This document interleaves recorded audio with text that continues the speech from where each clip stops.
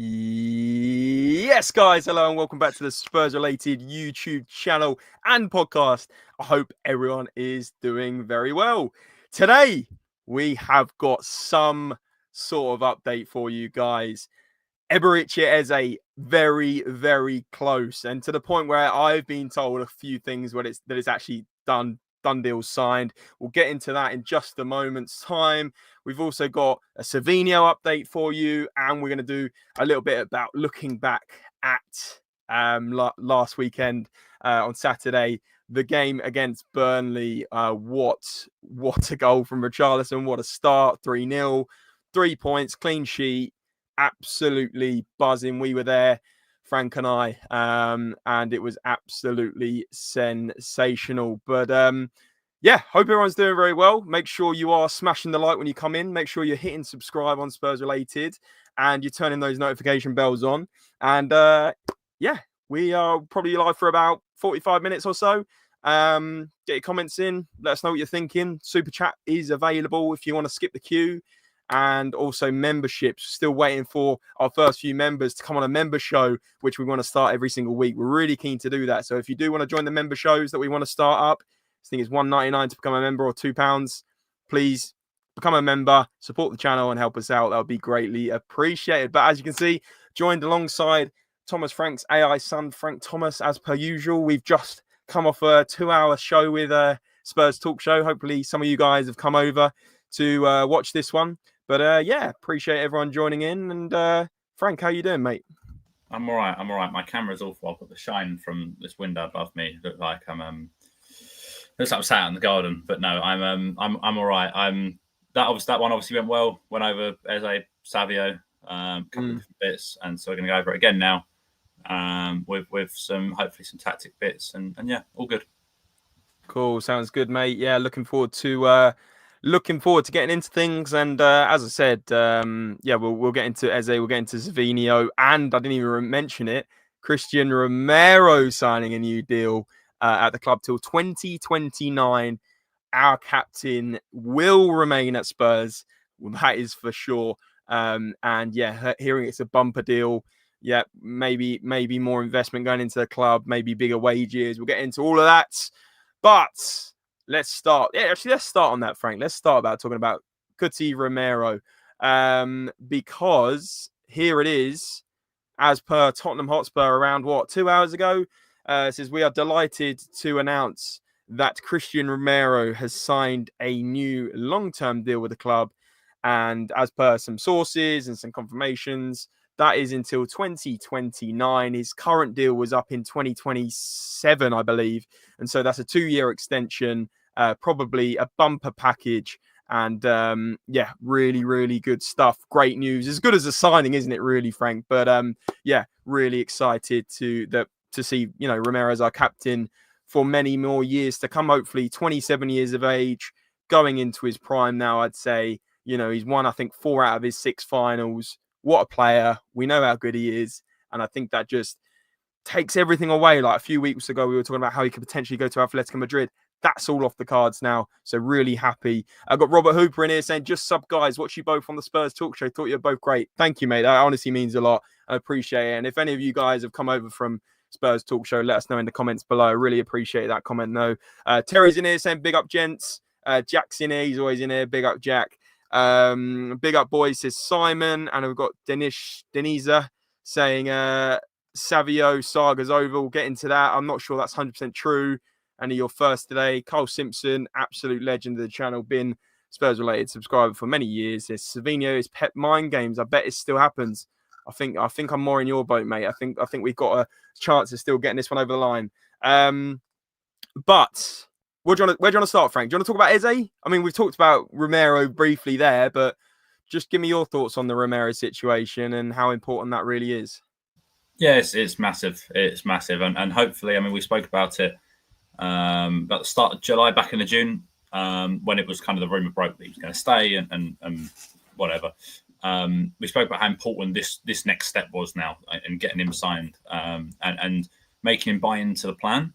But we always knew that making him buy into the plan was going to be, a result of ambition. And so something has obviously told him that they're being ambitious. Someone has told him that there are plans in place. And so this is good news on a number of fronts. Certainly because we've got a top player, one of, in my opinion, the best centre halves in the world. Certainly one of them. But also because it means he's probably bought into what's going on, and that is exciting on for a number of different reasons. Whether that be ownership, he's obviously called out Levy and Enoch quite a few times, but that's obviously positive. If there's new ownership, or even if it's just further investment from the current ownership. But something is telling him that this is the place to be, and then that's certainly very positive. Yeah, 100%. And like you were sort of alluding to there as well, Frank, like it's all part of a bigger project, really. If we see other deals coming through, like with Bentancur potentially happening as well, that shows real intent. That shows these big players who are coming into their prime, like Romero. You could argue Bentancur as well. Wanting to commit to Tottenham Hotspur, who many would say are only going to finish top 10 this year, top 8. That shows that the future, even in the next year or two, is really bright. It's really promising. If we get Eze, it's huge. If we get Savinho, huge. I just think, this is, as I said, I think the sentence of this is as big as a signing is true. Christian Romero is our absolute Rolls Royce at the back, and our captain now. It's just so nice to not have our captain in the speculation about potentially Atletico Madrid in a year's time, potentially Atletico Madrid next summer. It's just absolutely nullified that, and now we can move on and really focus on the next signings that we're going to make, which leads me into perfectly talking about, of course, Eberechi Eze. And as per Fabrizio Romano, Tottenham and Crystal Palace chairmen Daniel Levy and Steve Parish were in direct contact today, and they understand that Spurs are willing to offer 55 million fixed fee plus £5 million in add-ons to get the deal done. And Eze has informed Palace last week of his desire to join Tottenham. He, of course, played in the match against Chelsea at the weekend. Very boring game if you watched it, 0-0. Eze actually scored a free kick, an absolute thunderbolt into the top right-hand corner, which was disallowed for a new weird rule. Frank, I'm sure we can talk about that at some point. Something about an attacking player infringing the defensive wall. You've got to be a meter back or something. But they're really hot on it this year. Frank, I mean, as we'll bring up in a minute, I'm not in the know. I'm not saying I'm in the know whatsoever, but I have a couple of people talking to me and giving me updates. And every time in the last couple of weeks, I've been given an update. Like 2 hours later, Fabrizio tweets the same thing. And the thing that I'd heard was that Eze is sealed and done for 55 million plus add-ons. Now, don't all come and absolutely crucify me if that is wrong. I'm just relaying some information that someone has given me. And I did tweet it out earlier. I have put my neck on the line a little bit. So there it is. But Frank, what do you make of this? And do you think Eze's done? I think it is. I think he's probably relying on them bringing someone else in to replace him, whether that be the guy from Club Bruges, is it Zolis or something like that? I can't remember his name. Or Bilal or Kudus. I think I mentioned it on the last pod we did last Thursday, I think it was. That like it or not, I was sat at Stamford Bridge yesterday, so I sat through the ball draw. And I was sat right behind the goal that as a blasted a free kick into the net. And I thought he was excellent. I quite enjoyed it felt like I was on some sort of little undercover mission watching him. Actually, it was quite. He's a top player. He's a top player, and I think like Kudus, when you sign a player that has experience in the Premier League, but then you add. When you sign a player that already is at the top of their game or near enough the top of their game, it takes you up a level. And so I look at Eze, I look at Savinho. I know he's young, but he's playing for Manchester City. He's played in the Champions League. He's played in Spain, Holland. We're talking about a top player here. When you add top players to an already solid side, it's going to make it better. And we've seen that with Kudus already, that whatever West Ham fans tell you about what they think of him and whatever, I imagine a lot of that is clouded by how frustrated they are by what goes on at their own club.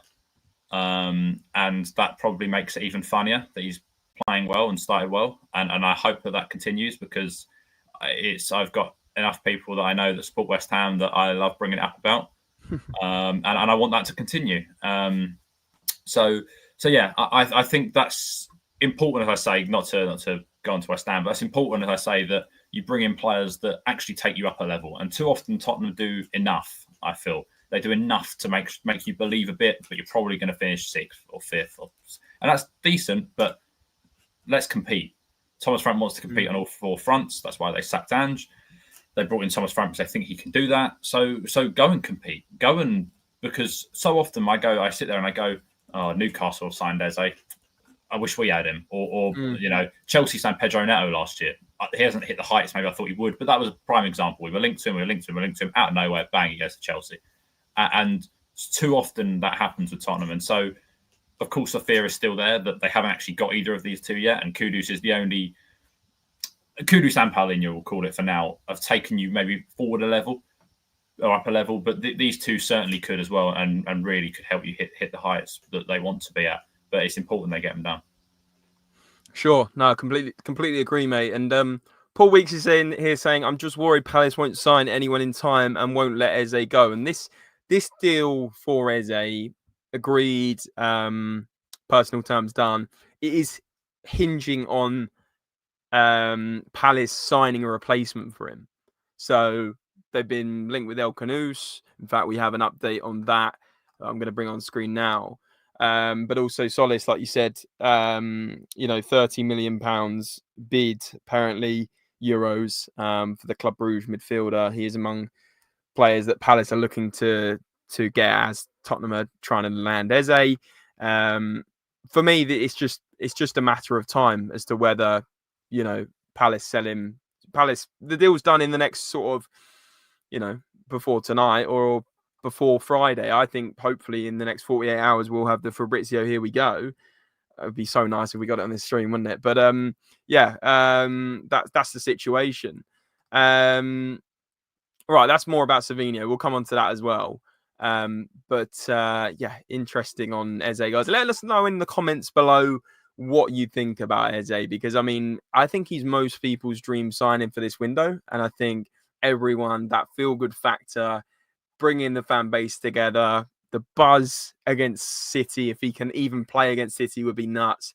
I know Palace has said that they think that Eze will play in midweek. I just think it's what they're going to say. It's as per his contract at the moment, just like he played yesterday at Stamford Bridge, just like he was still professional and scored a disallowed goal. It's gonna happen. That's gonna be what's talked about.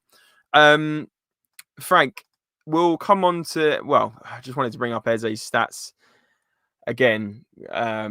This is his comparison to attacking midfielders and wingers per 90 compared to positional peers in the men's big league, UCL, UEL, and over the last 365 days.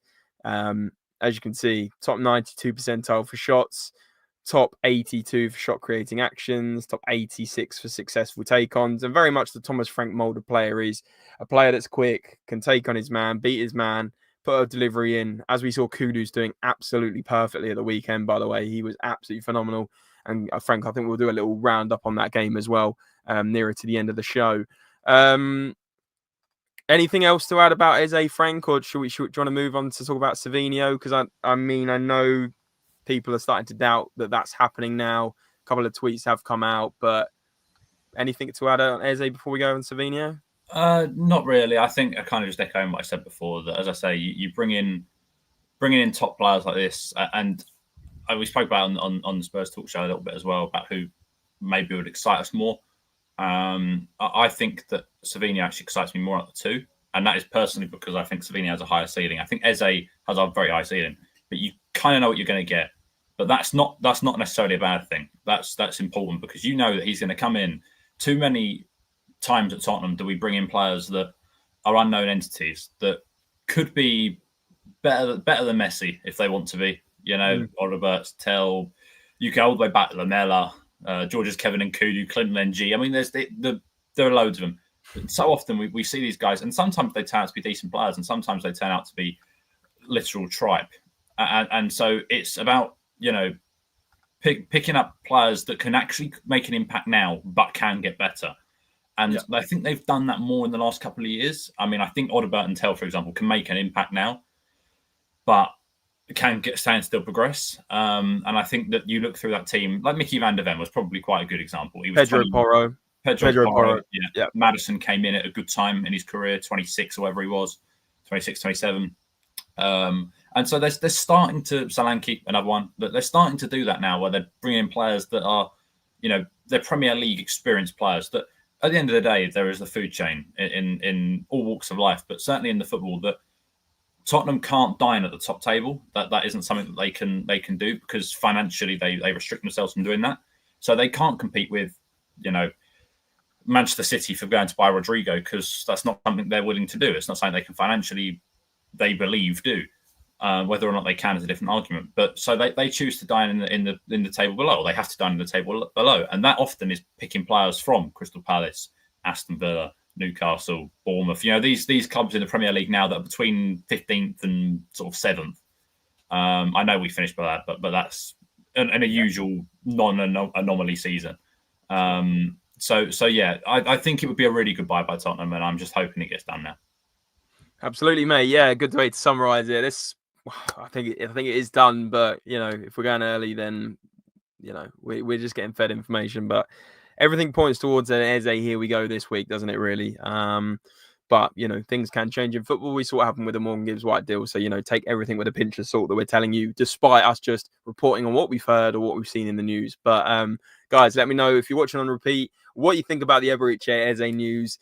Do you think it's going to get done, and are you buzzing for it to happen? And would you like to see him play in the 10 or more off the left, or a bit of both? Let me know in the comments below. I can see the numbers are growing, guys. Really appreciate all the support lately on the channel. We try to go live or do a video every single day for you, so please do make sure you're throwing the thumbs up below. It's free to do so. You're smashing subscribe, and you're turning on those post notification bells. Ring them on in the chat. Ring, ding, ding. Yeah, it'd be good to see you guys. Keep coming back and watching the Spurs related content, because I know a lot of you do enjoy it, and I appreciate all your comments and all your likes and all your support. So thank you so much. So Frank, let's talk more about Savinho, the other signing that is very much in the talks. And as per this source, it's all in our third bid that Savinho could be £68 million. Spurs confident to get this one done. Heard it yesterday, but I wasn't sure. But Paul saying it would be a club record fee confirmed it for me. I believe this is talking about Paul O'Keefe, very much in the know in the Tottenham scene. So £68 million is what apparently City will accept, which is very interesting. But as per 2 hours ago, Guillem Balaguer, very much a legend in the Spanish sort of scene, used to be on Sky Sports a lot in the Restiva de la Liga days, if you guys remember them. But apparently Man City have decided to keep Savinho. So obviously these two very much... Very quickly about something. Go on. Sorry, just before we go too far past it, that is kind of one of my first real memories of watching football. On Sky Sports on like a Sunday night at 7 or 8 o'clock, Spanish football, when Barcelona were probably a little bit, maybe just after their very best, but 2014, 15, that sort of time. And again, Balaguer was on it every week. And I just felt like I had to put that out there, that I think that was like a prime time of football, I think. Yeah. That sort of time. Yeah, no, 100%. I think it's fair to say, though, Frank, that Guillem Balaguer isn't quite regarded as a tier 1 or 2 journalist at the moment.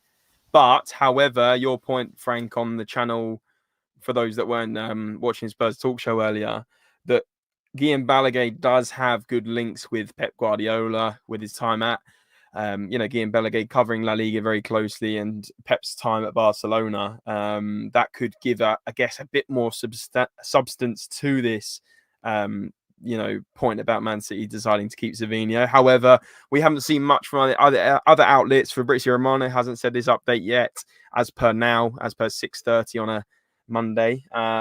But yeah, let's just keep our eyes on that.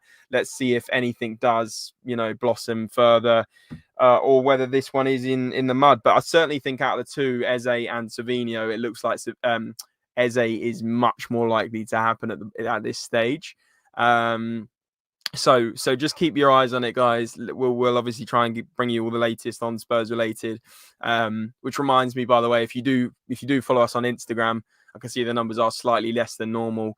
We did lose our Instagram account last week with 75,000 subscribers, which is something we're battling to try and get back because we're not sure why. But yeah, not to digress. But yeah, if you're looking for your regular updates on our media, go and follow our Facebook, go follow our Twitter for all the sort of posts. And we've also got a backup account at SpursRelated Media on Instagram, and we'll bring you all the latest news as well as, of course, on here on our YouTube. So just getting that one out there. Couple of comments. Levy still thinking he can outsmart the selling club's owner. Well, not this time. Parish wants 68 million. So don't mess about with 55 with 5 million. It's a joke. Well, David, apparently, as I said, Palace have accepted that 55 plus add-ons. I don't know how much the add-ons are. I believe 5 to 10, but let's see how that one plans out, mate. I do get your point, though. Kavinsky Nightglow saying, we're signing Eze with the last 2 seasons. This is nothing new. See how quickly the Savinho news died down.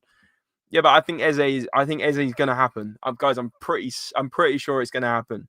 Fred's saying, big up, Fred, mate. Good to see you, by the way. Concentrate on Eze. Number 10 is 100% the priority. Yeah, 100%. We were saying, weren't we, Frank, on Spurs Talk Show, that, you know, we can talk about a left winger in Savinho, but actually we got Tell, we got Odobert, you know, we got Kudus that can even play off the left. We've had Johnson playing off the left. I don't think left wing is the priority. I even don't think right wing should be a priority. Frank, I know you probably argue because you think maybe Tyler Dibbling would work well or whatever, but I think number 10, we've got Maddison out for pretty much the whole season. Kulusevski's out for God knows how many months still. Number 10 has to be the priority here, guys. I think, yeah, if Levy wants these 2 players, pay the money. Otherwise, he's lied to Spurs fans again, and you will make a statement to Spurs fans that we weren't able to. David, to be fair, I do get your point. I think Levy's kind of putting. Don't forget when these links come out, it's not Levy putting them out there. It's what the journalists have heard from club talk. So I don't think he'd be lying. I just think it would show that we don't get deals done if it doesn't happen. But I really don't think that it's. I'm doubling down here big time, aren't I, Frank? There's no way that Eze's. I don't think it's falling through now. I think it's done. Terry saying, I think Savio deal was always dependent on City getting Rodrigo. You're absolutely correct. And things have quietened down on that front as well. Kavinsky saying this is all just PR spin to make us think that we're trying to sign top targets. We're going to sign a lower grade players instead.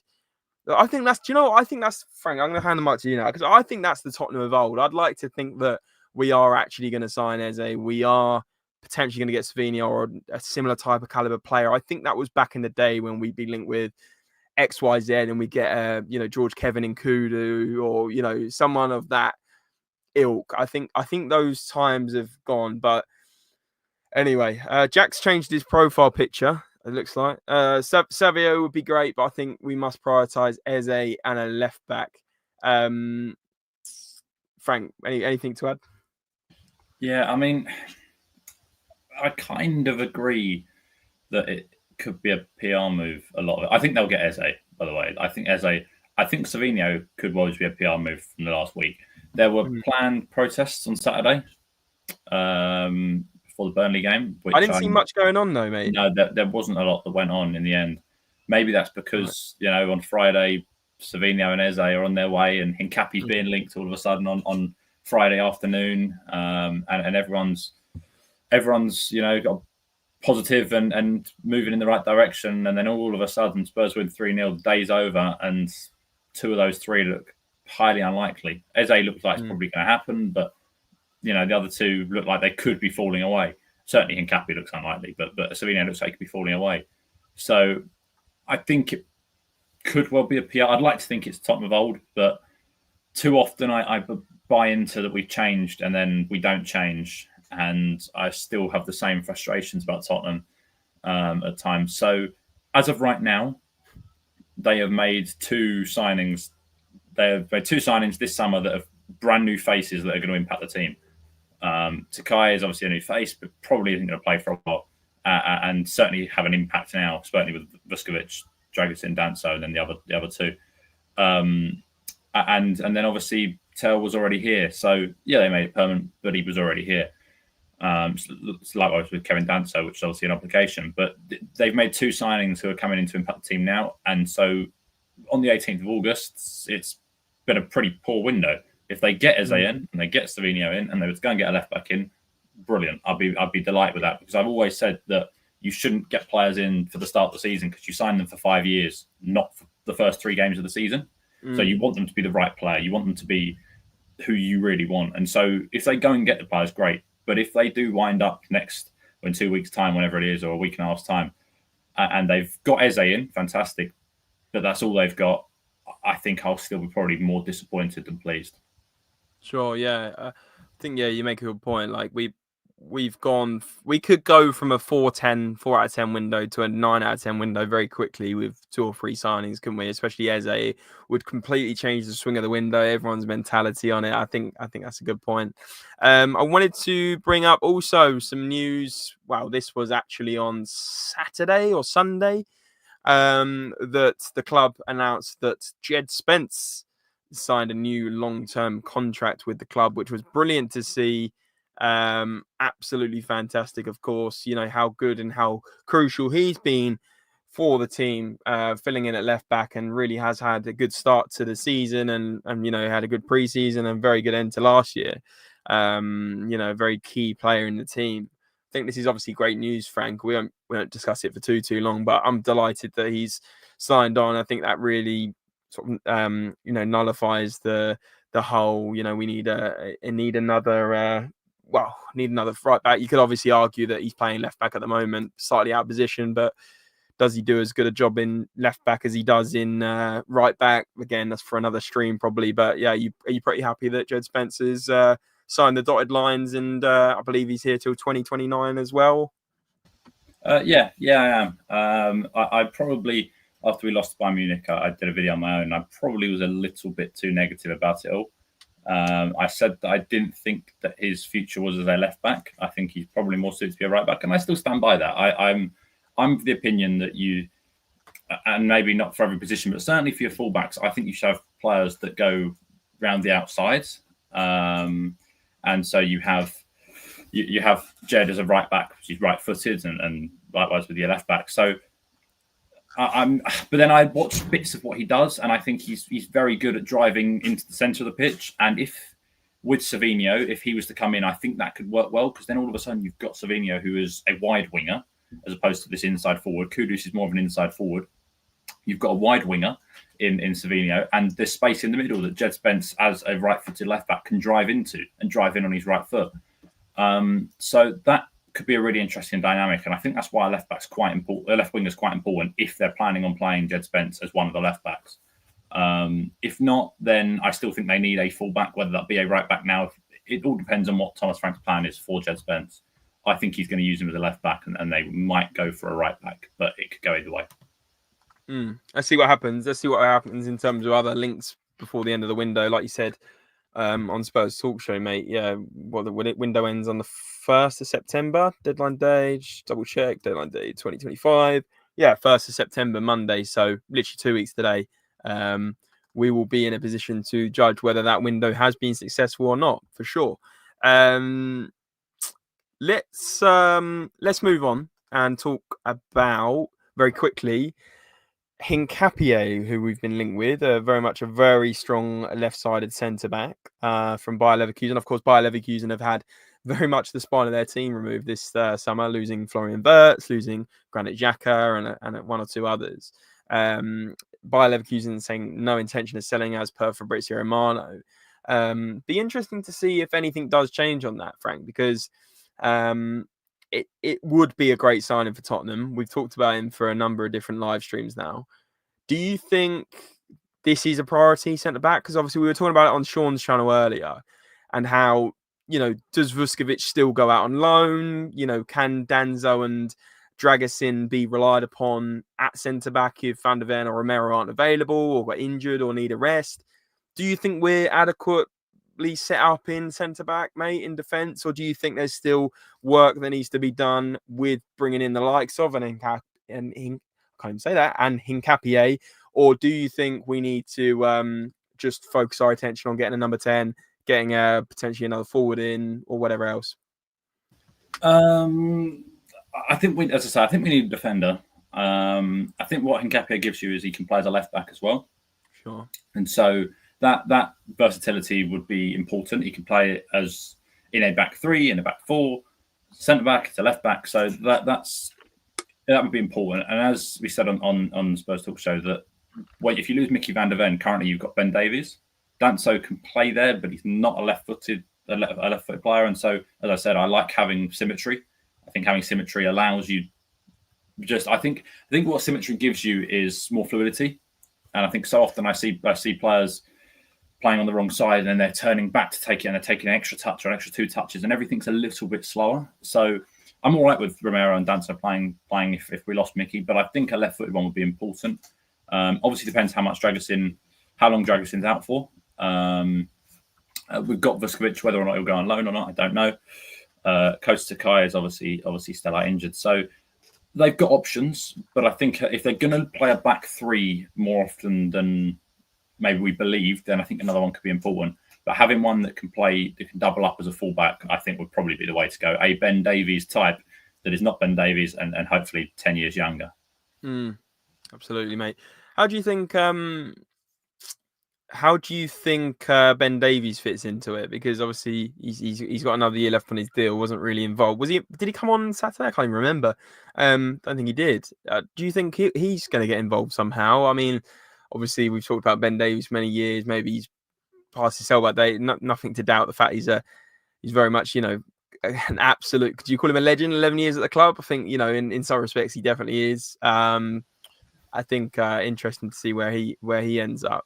What else was I going to say? Bissouma. We have to talk about Bissouma because according to THFC Hincapié, one of the in the knows on Twitter, very very pretty accurate.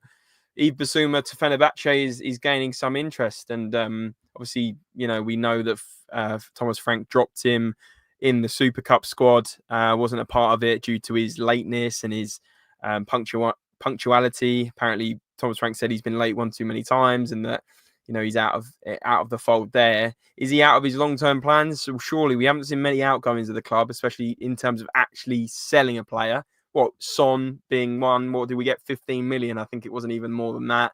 We've done a lot of loans out, but not many sales of players, Frank. And I feel like the player that makes most sense, especially as Richarlison is now performing well, which we'll come on to, is Yves Bissouma. I don't think he has a place in this squad, and I think we will try and get 20 sort of million for him.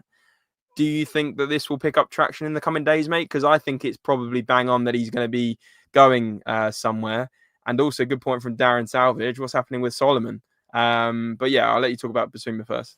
Yeah, I mean, the problem is, and I said something recently that I kind of watched back a little while later, and I thought maybe I put it the wrong way, that it is more difficult than maybe just freezing players out at times. These guys are contractually Tottenham players. And if Bissouma, I read that Bissouma ain't that keen on Fenerbahce right now. So if that's the case, then it is quite hard to ship these guys out. But Tottenham every other club trades pretty well. Most other clubs trade pretty well. Tottenham are quite a poor trader. And so they need to improve that. I mean, you said it recently about getting someone in that's sort of specialised in that, because they do that really poorly. But listen, I could see this certainly being something that does gain some traction in the next sort of couple of weeks. As I say, we've got 12, 13 days, whatever it is, left until the end of the window. And he's not going to want to not be a part of any team this year, I imagine. And Fenerbahce, I don't know what form of Europe they're in next year. I would guess they're in a form of Europe, though. I'd be very surprised if they're not. I'd guess probably the Europa League, but so you go to a competitive league, you go and play in Europe still. It would be a good move for him. I doubt that Mali qualified for the World Cup.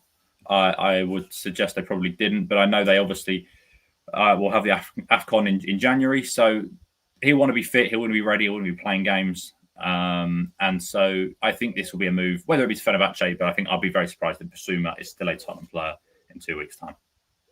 Absolutely. Let's see what comes out of this. Let's see if Fabrizio gives us an update or David Ornstein on Bissouma going elsewhere. I'm just going to catch up with a couple of different comments. And guys, let us know your comments below on the Bissouma situation, of course, as well as the Eze situation. And while you're going down into the comments below, make sure you are hitting that like button. I think there's only like 20 likes on this video.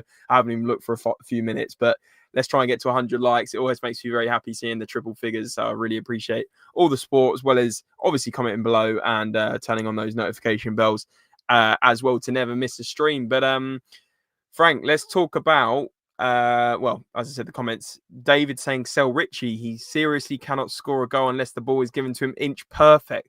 Well, I think that goal on Saturday would say otherwise, David. That was unbelievable technique on both the goals, by the way. Unbelievable. Hardly inspires confidence. He is either falling down or missing. David, you're making me think you didn't watch the game on Saturday. We're going to it. Darren Savage is saying this is last year contract. Once window closes, just releases him. Got to pay his wages anyway. Yeah, so we might as well try and get some value for him if it doesn't look like he's in the fold with Thomas Frank, which it really doesn't look like. Let's be honest. But Frank, let's talk about the weekend and let's talk about some of these ratings. Hopefully, in fact, I'm going to bring it up like this. This is as per Sofa Score. As you can see, Kyle Walker played a part in the team, got a 6.3 for Burnley. Very weird seeing him in a Burnley shirt, by the way. But yeah, as you can see, going from Vicario onwards, Vicario got an 8, clean sheet. Can't say much fairer than that. Made a couple of good saves, but let's be honest, Burnley weren't that threatening. Frank, I don't really seem to remember too many incredible saves from Vicario. No. Pedro Porro had a very decent game, I thought, 7.6. Very high up at times, and I noticed a few times, especially in the first half, Kudus actually tracking back and covering him was really, really good to see. So we know that Kudus has a bit of that defensive ability as well. Obviously, Kudus getting an 8.8. We'll come to the forward line in just a minute because they were exceptional. Romero, our new captain, 7.2. Van de Ven, 6.9. I don't think he did much wrong. In fact, I can remember him doing an incredible piece of trapping back and then the whole of the South Stand singing Mickey Van de Ven. So not sure I agree with the 6.9, but then again, it's not a bad rating. Spence obviously did a right at left back again. Decent performance from him. Now, the midfield, because I'll tell you what, I think for me, Sarr was one of the best players on the pitch on Saturday. I think he had a really, really great game. Just such an engine, really, really strutting his stuff at the moment, a very much in confidence player. Gray and Bergvall were the lowest rated on the team, Frank. And I've seen a lot talking about Archie Gray and how he may have, potentially not had his best game, and how I've seen a lot of people say he's not ready to play regular first team football. Of course, he got thrown in the deep end under Ange Postecoglou, playing a lot of his time at centre-back. So now he's actually playing in his position, which is in midfield. What did you make of his performance, mate? Do you think people are being a bit harsh? Yeah, I do. Very quickly, talking about the back line, I actually thought Romero and Porro were really poor by their standards. Yeah. I don't know what the numbers were. Maybe I'd look silly, but I thought Porro's crossing was really poor, actually, by his standards. Usually you can be superb. But I thought them two had weaker games, and I thought Mickey Van de Ven and Spence were the better of the two defenders, actually. In terms of the midfield, I thought all three of them were brilliant. I really did. The first half, Gray looked a little bit sort of in his shell, I thought. And I mean, we'll bring up one sec. Have we got 1 second? Let me link the tactics board, as it kind of probably will be easier to explain. Sure, no problem. While you're doing that, Frank. There you go. Oh, you've already done it. Yeah, you got it. And basically, the problem I found too much in the first half is we lined up like this, which is a little bit like what Ange did last year, in that so often you'd have Bergvall was up here and Sarr was everywhere, as both of these two do. They both move around a lot, both run around a lot, and they're so energetic that, often they're not actually in that area. And so too often we were sat like this, and then Gray, they were playing out from the back, and Gray was getting the ball, and he'd have two on him, and there was no option to Bergvall, there was no option to Sarr, and so often he was going back. And so from the first 15 minutes, it was quite exciting. I thought from about the 20th minute to maybe the 40th, 45th, we were quite dull, and that's not a bad thing. I mean, they held on to the 1-0, and they ended up being brilliant in the second half. But we were a bit dull in that first half, and that was solely because of the midfield, I think. Second half, Pape Sarr dropped in. And then you had that pivot again. Bergvall was your sole 10, but even he was a little bit deeper in that second half. So you had more of an actual triangle. Do you think we went more defensive because we were 2-0 up early on in the second half? A little bit, yeah. I mean, from the get-go in the second half, Sarr had dropped, and that was positive, that they were holding on to that lead, but it was also allowing them to play out a bit better. That then Gray always had an option that Sarr was there, and then they could play out. And having that triangle makes a difference. Or you go to Gray, and Bergvall comes across, and then Sarr can push. And too often, as I say, in that first half, Gray was left on his own, and he looked a little bit in his shell. I thought that second half, I thought all three of them were brilliant, but Gray maybe surprised me the most of the three, because maybe we haven't seen that as much from him. And given that he hasn't played in that role a lot in the Premier League, I was very, very impressed by all three of them in the second half. Yeah, absolutely, mate. And yeah, can see your point about, they kind of worked well together, and I think also it's kind of encouraging to see that we can hold a midfield down without Paulinho, without Bentancur, without potentially, another midfielder that may be signed or may not be signed.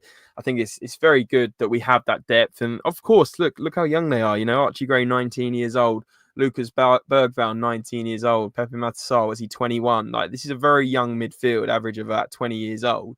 The fact we held our own in the Premier League, kept a clean sheet. They pretty much soaked up most stuff. It wasn't like Burnley were really, really threatening and really overwhelming our midfield. So it was good to see. I think Thomas Frank made the. Sorry. Go on, sir. No, go on, mate. Sorry, I'm the same age as two of them, and I couldn't see myself playing 30 seconds in midfield in the Premier League. Exactly. So it's pretty impressive. Exactly. And the fact Thomas Frank made a brave decision to play them in the first Premier League game, he trusted them. It's good that he trusts them. And, now we've got fresh legs of Paulinho and Bentancur to come in the next game, hopefully against Manchester City on Saturday, which we, of course, will preview for you on this channel. Make sure you're putting those post noties on to not miss a video like that. But just in terms of the ratings, I won't bother putting it back on the screen, but Richarlison 9.5 rating, 2 goals, of course, 1 absolutely sensational goal. If you haven't seen it, go and watch it. But we were at the game, like I said, we did a vlog on the channel. If you haven't seen that, go and check that out. It was just insane. I mean, my reactions on that vlog as well, I just couldn't believe what I'd seen. Like, it was absolutely perfect. I was just behind it, and the way he got into the air, I'm thinking, no way, this is going over. And he hit it so clean as well. It was insane. But kudos to Kudus. What a ball that was, by the way. Incredible performance. 2 assists, 2 perfect assists for Richarlison. What a player he's looking like, mate. I mean, I'm getting a bit excited about Kudus, because we are really starting to, because I went early and said Kudus is an insane signing, even at 55 million or whatever it was. But wow, I mean, it's only 1 game, of course, but he looked sharp in the Super Cup final. He looked sharp in pre-season.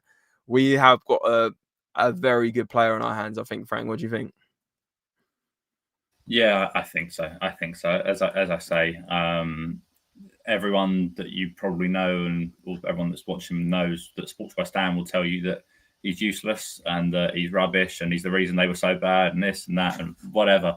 But the guy has every ability, every bit of ability, and every attribute to actually be a superstar. Yeah. And to kind of be Tottenham's, poster boy.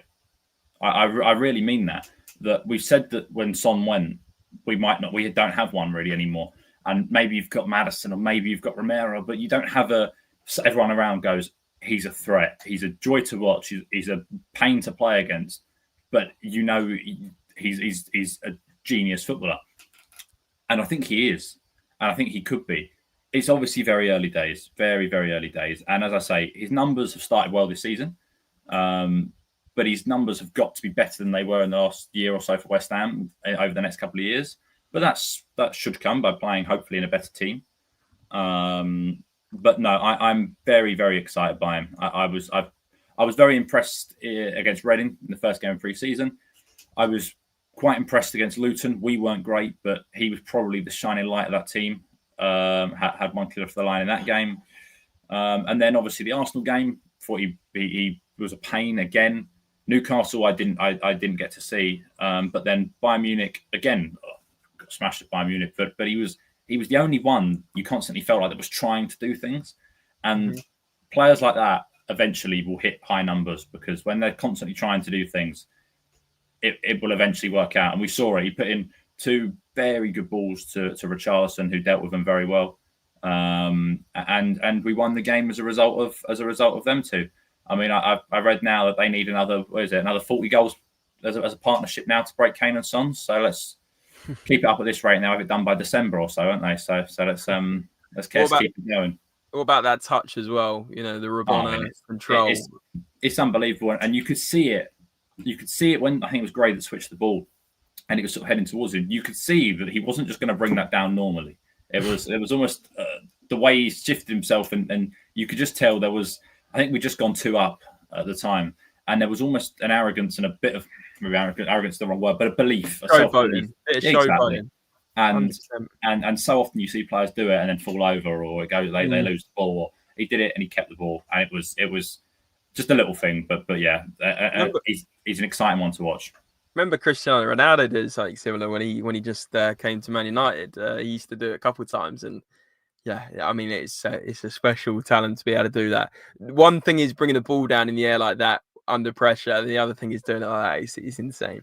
But I really think Mohamed Kudus is going to have an exceptional season. I'm going early. I think he's going to be incredible. 2 assists in his first game. I mean, he got 3 assists in 32 games at West Ham.